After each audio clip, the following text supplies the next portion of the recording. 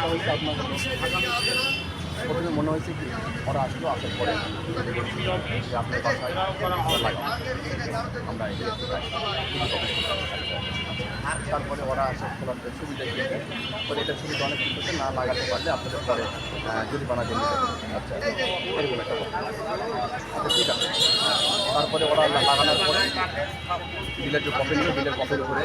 ওরা একটা সিগনেচার করে দিল মানে ওদের একটা রিডিং নেওয়ার পরে লেখার পরে ওরা বুঝেছে মিটারটা বিদ্যুৎ জমা দিবেন না আমি বললাম কেন জমা দিব না হচ্ছে না ওরা জমা দেবেন না আপনারা কিসের এটা আমরা কন্ট্যাক্ট করি তখন আমি বুঝতে পারলাম যে জিনিসটা অন্যরকম হয়ে যাবে আমি বললাম যা আর লাগানোর পরে বলতেছে আমাদের কিছু মিটার খরচ আমাদের চাপ আছে চার্জের আমাদের চাপ আছে এটা এভাবে না হলে এভাবে একটা বিভ্রান্তি আর ওরা যে কাজটা করতেছে খুব দ্রুত প্রথমে আর একটা বলবো যে মিটারে 500 টাকা দিয়ে গেলাম পরে মিটারে মিনিমাম একটা চার্জ ইমার্জেন্সি ব্যালেন্স দিয়ে পরে হঠাৎ করে কারণ পরে আবার ওই 5টা লাইন ক্লিক করে তারপরে আপনার তারপরে মাত্র আপনার হচ্ছে 160 টাকা ব্যালেন্স থেকে কী হয়েছে কিসে প্রথমে হচ্ছে ওরা যখন লাগাই দেয় হ্যাঁ লাগাই দেয় তখন কত একটা মিনিমাম একটা চার্জ 20 টাকার একটা মানে এমার্জেন্সি ব্যালেন্স তো পরে বলতে বললো 500 টাকার সময় হচ্ছে একটা 20 টাকা একটা চার্জ মানে টাকা এমার্জেন্সি ব্যালেন্স প্রথমে বললো 500 টাকা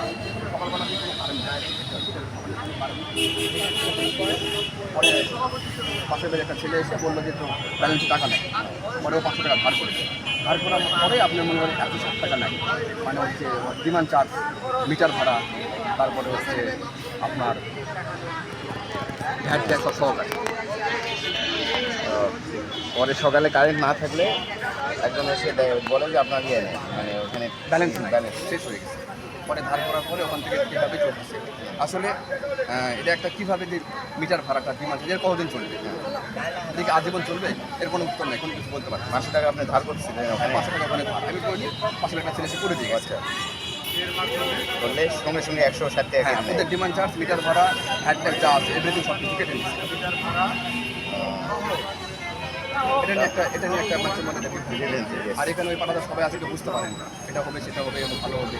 সাধারণ লোক তো বুঝতে পারেন এতক্ষণ যে কথাগুলো বলছিলেন এটা প্রিপেইড মিটার সম্পর্কে নগা আপনার বাসা কোথায় 7 নম্বর ওয়ার্ড 7 নম্বর ওয়ার্ড নগা পৌরসভা 7 নম্বর ওয়ার্ড ওটা কোন গ্রাম কোন মহল্লা কোন ওটা আপনার পারনগা মধ্যপাড়া পারনগা মধ্যপাড়া ও ওই MM রাসেল স্যারের বাড়ি ওইদিকে দেখি আচ্ছা আপনার নাম কি মিন্টু আচ্ছা আচ্ছা ধন্যবাদ কিছু বলার জন্য আমি যে সাংবাদিক বিকাশ দাদার যে সঙ্গে যে কথা হচ্ছে যে ভুক্তভোগী ভাইয়ের তার সাক্ষাৎকার নিলাম আজকে ডিসেম্বর মাসে 22শে ডিসেম্বর 2024 খ্রিস্টাব্দ শনিবার এই মুহূর্তে সময় বেলা প্রায় 11টা বাজে ধন্যবাদ।